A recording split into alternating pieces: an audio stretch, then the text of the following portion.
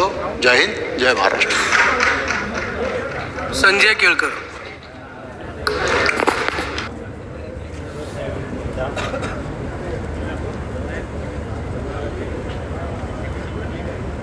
केळकर.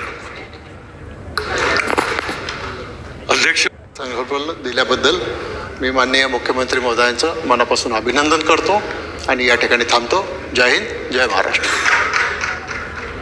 संजय केळकर. अध्यक्ष महोदय, अर्थसंकल्पावरील विचार मांडण्यासाठी या ठिकाणी मी उभा आहे.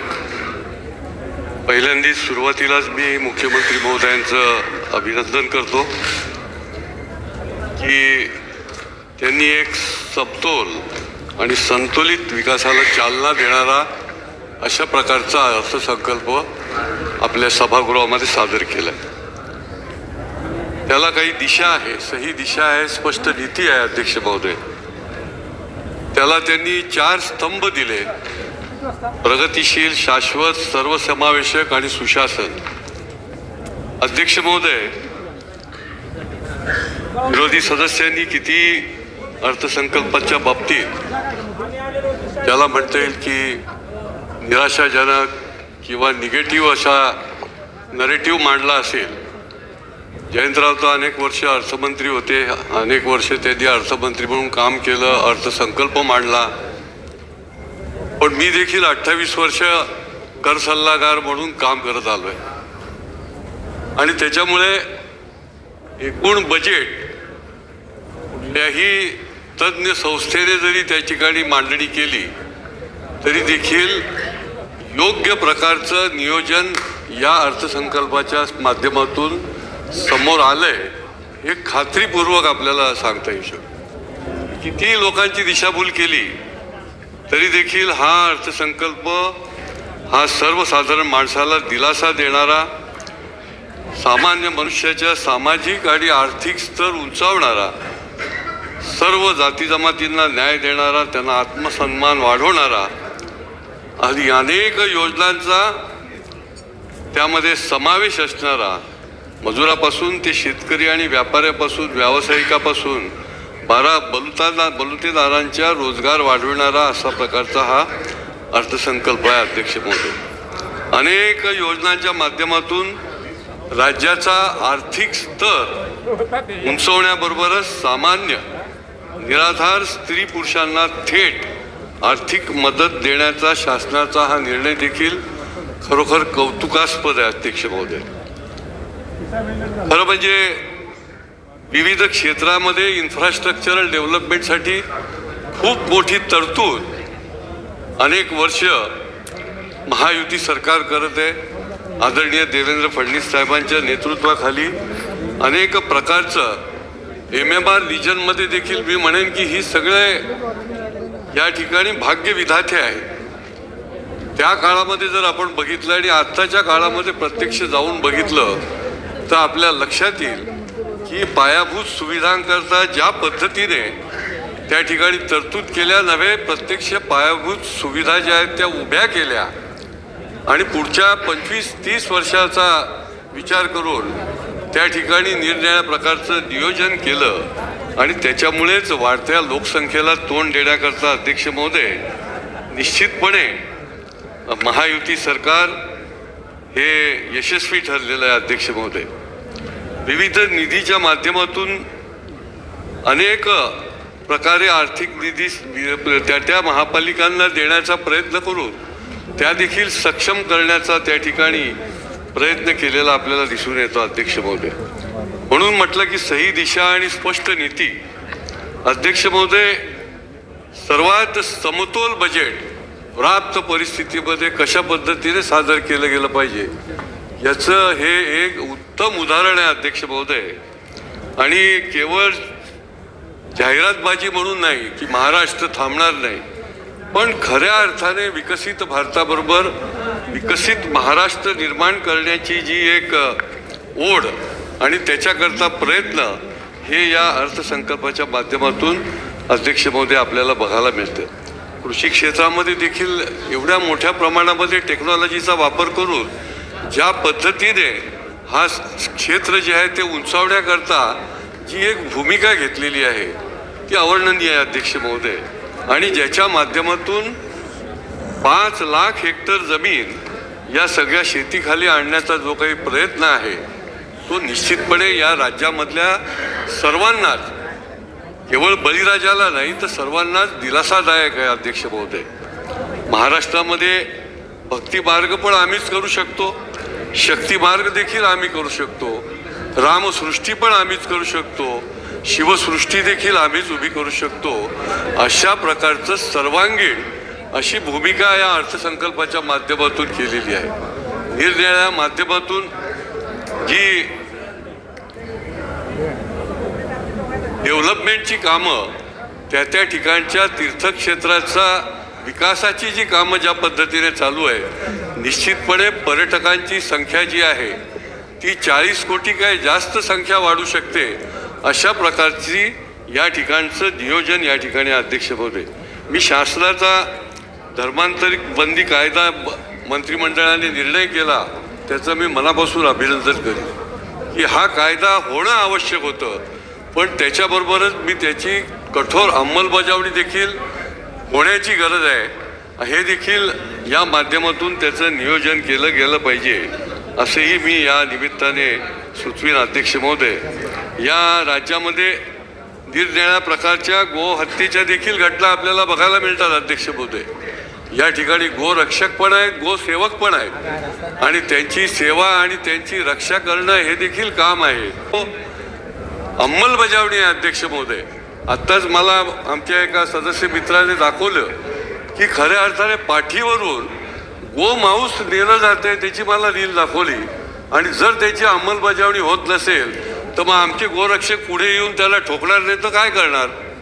आमचे गोसेवक जे आहेत ते उघड्या डोळ्याने हे पाहू शकणार नाहीत अध्यक्ष महोदय. आणि त्याच्यामुळे उघड्या डोळ्याने पोलीस बघत असून त्याच्यावर जर कारवाई होत नसेल तर यापुढे गोरक्षक पुढे आल्याशिवाय थांबणार नाहीत, कारण की ते शेवटी गोसेवक आहेत आणि त्या पद्धतीने त्याची जबाबदारी जी आहे ती कायदा आणि सुव्यवस्थेने देखील घेण्याची गरज आहे, काही प्रमाणामध्ये घेते आहे. परंतु ज्यावेळेला गोरक्षक जातात त्यावेळेला त्यांच्यावर गुन्हे दाखल केले जातात, त्यांना 2-2 दिवस आतमध्ये बसवलं जातं. ते तर गोमातेची सेवा करायला जात आहेत, त्यांना काही त्याचा व्यापार करायचा नाही अध्यक्ष महोदय. आणि त्याच्यामुळे या संबंधामधली जी अंमलबजावणी आहे ती देखील अध्यक्ष महोदय कठोरपणे करण्याची गरज आहे अध्यक्ष महोदय. शासनाने देखील खूप चांगला निर्णय केला, मला वाटतं गेल्या 50 वर्षात घेतला नाही. त्या गोशाळांना त्या ठिकाणी प्रत्येक गोमातेला 50 रुपये प्रतिदिन अनुदान दिलं आणि या माध्यमातून करोडो रुपये जे आहेत ते या राज्यामधल्या गोशाळांना, गोसेवा करणाऱ्या लोकांना त्या ठिकाणी त्या संस्थांना दिल्या. हे कोणी केलं नाही, परंतु हे महायुती सरकारने केलं अध्यक्ष महोदय. परंतु याच्याबरोबरच माझी ही देखील शासनाला विनंती आहे अध्यक्ष महोदय की गोवंशाला देखील आपल्याला अनुदान देण्याची गरज आहे अध्यक्ष महोदय. कारण की गोवंश देखील या गोशाळांमध्ये ठेवलेला आहे, गोवंशाचं देखील रक्षण केलं गेलेलं आहे आणि त्याच्यामुळे त्या माध्यमातून गोवंशाला देखील जर अनुदान दिलं तर निश्चितपणे त्या माध्यमातून त्याचं देखील रक्षण होईल आणि वंशाची देखील या माध्यमातून अध्यक्ष महोदय सेवा केली जाईल. अध्यक्ष महोदय, इन्फ्रास्ट्रक्चरच्या बाबतीत तर मुंबई ठाणे या विभागामध्ये तर एवढ्या मोठ्या प्रमाणामध्ये मग बुलेट ट्रेनचं असेल, बुलेट ट्रेन अहमदाबाद, तलासरी, ठाणे याच्यामधली सेंटर असतील, ही आता पुढच्या काळामध्ये उभी राहतात अध्यक्ष महोदय. आणि याच्या माध्यमातून मेट्रोचं जाळं असेल किंवा जलमार्ग जे असतील, जलमार्ग जे आहेत त्याच्या माध्यमातून जी संख्या पूर्वी जलमार्गाने लोक जात होते त्याच्या तिपटीने लोक या नवीन जलमार्ग जे केले जात आहेत त्या माध्यमातून होणारे अध्यक्ष महोदय. आणि त्याच्यामुळे मेट्रोचा असेल, मुंबई पुणे नागपूरचा असेल किंवा ठाण्यामधला भुयारी मार्ग असेल, याच्याकरता करोडो रुपये जे आहे ते आधी कोणी खर्च केले नव्हते. या सरकारने, महायुती सरकारने त्या अर्थसंकल्पामध्ये ते आणले आणि प्रत्यक्षामध्ये त्या ठिकाणी प्रत्यक्ष काम देखील सुरू केलं अध्यक्ष महोदय. मग उन्नती मार्गाचा विषय असेल किंवा ठाण्यापासून ते नवी मुंबई विमानतळापर्यंतचा रस्त्याचा उन्नती मार्ग असेल, याच्याकरता ज्या पद्धतीने शासनाने पुढच्या 50 वर्षाचा विचार करून त्या ठिकाणी आर्थिक तरतूद केलेली आहे अध्यक्ष महोदय, ही निश्चितपणे विकासाला चालना देणारी आहे आणि वाढत्या लोकसंख्येला तोंड देण्याकरता ही पायाभूत सुविधा निश्चितपणे अध्यक्ष महोदय, उन्नत मार्ग असेल किंवा ऐरोली ते कटाई नाका या उन्नत मार्गाचे भाग 3चे काम हाती घेण्याचं असेल, म्हणजे या पूर्ण MMR रिजनमध्ये चौफेर दृष्टी ठेवून त्या ठिकाणी योग्य त्या पद्धतीने त्या ठिकाणी ज्या पद्धतीने काम केलं जातं अध्यक्ष महोदय, आणि या बजेटमध्ये देखील त्यांनी त्याचा अंतर्भाव केलेला आहे अध्यक्ष महोदय, हे देखील निश्चितपणे आपल्या सगळ्या अर्थव्यवस्थेला चालना देणार आहे अध्यक्ष महोदय. किनारी मार्गामध्ये देखील बाळकुम ते गायमुख आमच्या भागामध्ये रस्ता प्रकल्पाचं काम प्रगतीपथावर आहे. 2 वर्षामध्ये तो रस्ता सुरू झाल्यानंतर ही वाहतूक कोंडीचा प्रश्न जो आहे तो मोठ्या प्रमाणामध्ये सुटणार आहे अध्यक्ष महोदय. किंवा पनवेल ते कर्जत या 2000 कोटी रुपये किमतीच्या प्रकल्पाचं काम देखील अंतिम टप्प्यात आहे अध्यक्ष महोदय. आणि या सगळ्या गोष्टीमुळे ही जी वाढती लोकसंख्या MMR रिजनमध्ये जी येऊन ठेपलेली आहे त्याला योग्य पद्धतीने निश्चितपणे तोंड देण्याचं काम या माध्यमातून अध्यक्ष महोदय होणार आहे. या ठिकाणी क्रीडा क्षेत्राच्या बाबतीमध्ये देखील ज्या 12 खेळांचा ऑलिम्पिकमध्ये अंतर्भाव आहे त्या 12 खेळांना देखील अध्यक्ष महोदय त्या ठिकाणी फार मोठी चालना देण्याचं काम या ठिकाणी या अर्थसंकल्पामध्ये केलेलं आहे अध्यक्ष महोदय. या 12 खेळांच्या माध्यमातून देखील काही खेळ वाढवण्याची गरज आहे, परंतु या खेळांच्या करता देखील प्रभावी अशी सेंटर्स त्या ठिकाणी निर्माण केली जात आहेत. मला खात्री आहे की पुढच्या ऑलिम्पिकच्या खेळांमध्ये हा महाराष्ट्र जो आहे तो निश्चितपणे अधिक पुढे चमकेल आणि अधिक मेडल्स जी आहेत ती आणेल. अध्यक्ष महोदय, कामगार क्षेत्राच्या बाबतीमध्ये मला या ठिकाणी काही सुचवायचं आहे अध्यक्ष महोदय. कामगार क्षेत्राच्या बाबतीत वळसे पाटील साहेबांनी देखील मांडलं. या कामगार क्षेत्रामध्ये अनेक कायदे जे आहेत ते आपण केंद्र सरकारच्या माध्यमातून अबॉलिश केले, परंतु या आपल्या भागामध्ये देखील महाराष्ट्रामध्ये ज्या पद्धतीने कंत्राटी कामगार महापालिका नगरपालिकामध्ये काम करतात, फार मोठ्या प्रमाणामध्ये कंत्राटी कामगार काम करतात अध्यक्ष महोदय. त्यांना बॉन्डेड लेबरसारखं काम करून घेणार का तुम्ही? त्यांना वेट बिगारासारखं काम करून घेणार का? त्यांना किमान वेतन देखील अध्यक्ष महोदय त्या ठिकाणी नाही आहे. जरी कायदा असला तरी त्याची कठोर अंमलबजावणी करण्याची अध्यक्ष महोदय गरज आहे. आज देखील किमान कायद्यापेक्षा 50% वेतनावर लोकांना त्या ठिकाणी ठेवलंय आणि त्यांना त्याच्याकरता देखील भांडायला लागतं अध्यक्ष महोदय. आमच्या घरेलू महिला कामगार जे आहेत त्यांच्या अनेक वर्षापासून मागण्या आहेत. महाराष्ट्रामध्ये जवळजवळ 60-70 लाख घरेलू महिला कामगार आहेत. महिला दिनाच्या दिवशीच माझ्याकडे 40-50 घरेलू कामगार महिला ज्या आहेत त्यांच्या संस्थेच्या महिला मला भेटायला आल्या होत्या आणि त्यांनी पोटतिडकीने सांगत होत्या. वर्षानुवर्ष ते आझाद मैदान असेल, निर्णया ठिकाणी मोर्चे असतील, त्यांना अजून किमान वेतन कुठेही लागू केलेलं नाही. उच्च न्यायालयाने सांगितलेलं आहे, केंद्र सरकारने सांगितलेलं आहे आणि त्याच्यामुळे ही अध्यक्ष महोदय गरज आहे. घरेलू कामगार जे आहेत या सगळ्या शहरी भागामध्ये तर फार मोठ्या प्रमाणामध्ये या काम करणार आहेत अध्यक्ष महोदय आणि त्यांना किमान वेतन असेल, त्यांना घराची व्यवस्था असेल किंवा त्यांना आरोग्याची व्यवस्था जी आहे ती आपल्या या माध्यमातून जी प्रोव्हिजन त्याची केलेली आहे परंतु प्रत्यक्षात नाही आहे, ती देखील अध्यक्ष महोदय करण्याची गरज आहे. बंद पडलेल्या कंपन्यांचे देखील कामगारांचा देखील प्रश्न आहे अध्यक्ष महोदय की यांना पैसेच मिळालेले नाहीत. कंपन्या बंद झाल्या, कंपन्या विकल्या, परंतु कामगार उपाशी बसलेला आहे आणि त्याच्यामुळे त्याच्या संबंधामध्ये देखील एक धोरणात्मक अशी एक योजना आपल्याला आखण्याची गरज आहे.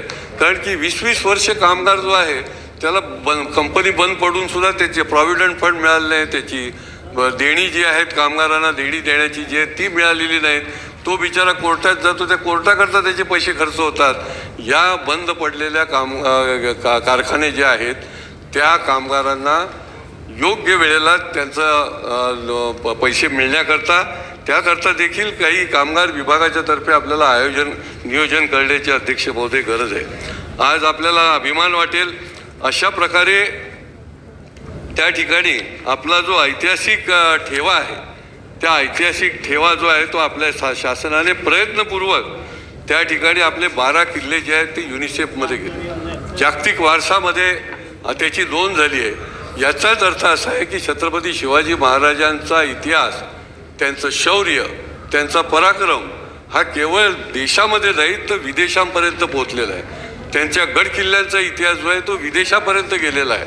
अध्यक्ष महोदय, मला सांगायला अभिमान वाटेल की आमच्या सह्याद्री प्रतिष्ठान या संस्थेने की जे दुर्ग आणि दुर्ग सेवाच करतात, बाकी कुठलंही काम करत नाही, त्यांनी या 12 किल्ल्यांची प्रतीक निर्माण करून आज त्या ठिकाणी इंग्लंडमध्ये त्याचं प्रदर्शन चालू आहे आणि लाखो लोक मोठ्या प्रमाणामध्ये ह्या आपल्या देवाची गड किल्ले जे आहेत हे 12 गड किल्ले बघायला त्या ठिकाणी गर्दी करतात अध्यक्ष महोदय. आणि त्याच्यामुळे मला शासनाचं अभिनंदन करायचं आहे की त्यांनी याच्याकरता विशेष प्रयत्न केले. मग माननीय मुख्यमंत्री असतील, माननीय आपले सांस्कृतिक कार्य मंत्री असतील आशिष शेलारजी, की त्यांनी यासाठी प्रयत्न केले आणि हे आपल्या जागतिक वारसामध्ये नेऊन ठेवले आपले गड किल्ले. आणि त्याच्याकरता या बजेटमध्ये देखील तरतूद केली आहे. त्याच्याबद्दल देखील मी अध्यक्ष महोदय अभिनंदन करेन. अध्यक्ष महोदय, दुर्ग संवर्धन, दुर्ग सेवक हे दुर्ग सेवक जे आहेत या संस्थांना प्रोत्साहन देण्याची पण गरज आहे अध्यक्ष महोदय.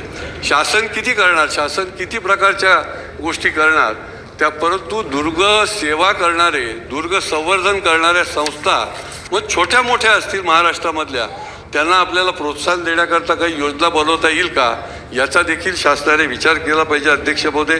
त्यांना प्रोत्साहन दिलं पाहिजे. जे असंरक्षित किल्ले आहेत, अनेक किल्ले जे आहेत ते असंरक्षित आहेत. या असंरक्षित किल्ल्यावर अतिक्रमणं झालेली आहेत. या असंरक्षित किल्ल्याचा दुरुपयोग व्हायला लागलेला आहे. तर त्याचं देखील सुधारणा करणं गरजेचं आहे. त्याची देखील देखभाल दुरुस्ती करण्याची गरज आहे अध्यक्ष महोदय. कारण की हे दुर्ग जे आहेत हेच आमचं शौर्याचं आणि पराक्रमाचे प्रतीक आहे आणि तेच जर ढासळून पडले तर आपल्याला ते योग्य होणार नाही.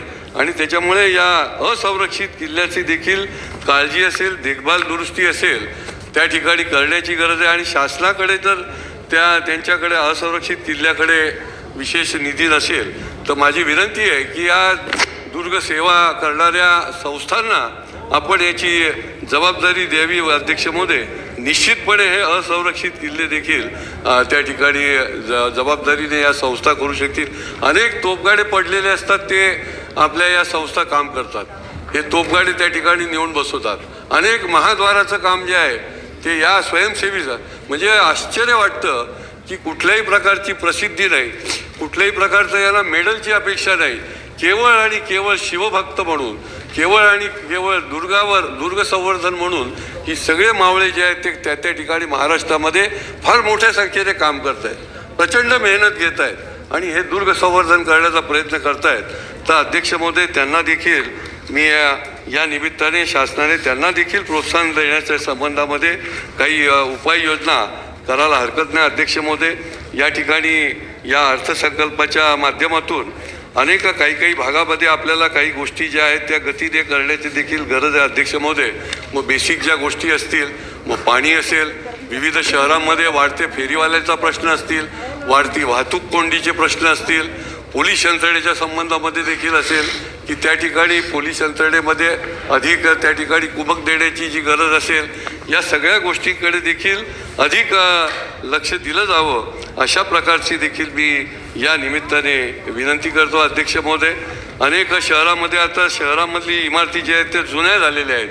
या जुन्या इमारतीमध्ये देखील त्यांची पुनर्वसन आणि त्या इमारतींचं पुन्हा त्या ठिकाणी बांधणी जी सुरू आहे तर त्या संबंधामध्ये देखील फसवेगिरी खूप मोठ्या प्रमाणात वाढलेली आहे.